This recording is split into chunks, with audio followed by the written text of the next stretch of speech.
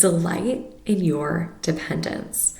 Okay, so I heard this idea on the Love That For You podcast. It's actually run by a local Charlotte photographer. I'm interviewed over on episode 9. It's a good one if you want to check it out. But going back to the quote, delight in your dependence. We live in a culture where operating independently is not only valued, but applauded. Yet, that was never the intention. So think for a minute, what is getting in the way of you relying on God? And know that ultimately that thing is creating a barrier and separation between you and Jesus Christ.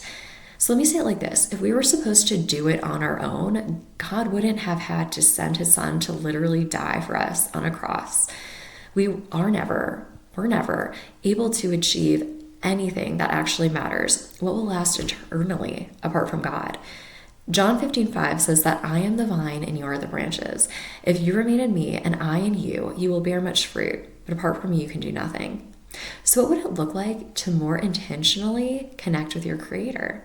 What's a tangible way you can become more deeply intertwined with Jesus? Okay, and going back to delighting in your dependence, not only does it imply surrendering to your dependence on God, but rejoicing in it. Take a minute to think, how would life feel different if you were to delight in your dependence?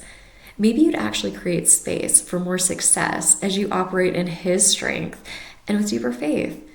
Consider what else you might have room for if you operated in this way. Like what might actually become easier? It reminds me of Ephesians chapter 2, verses 4-5. But God, who is rich in mercy, out of the great love with which he loved us, even when we were dead through our trespasses, made us alive together with Christ. By grace, you have been saved.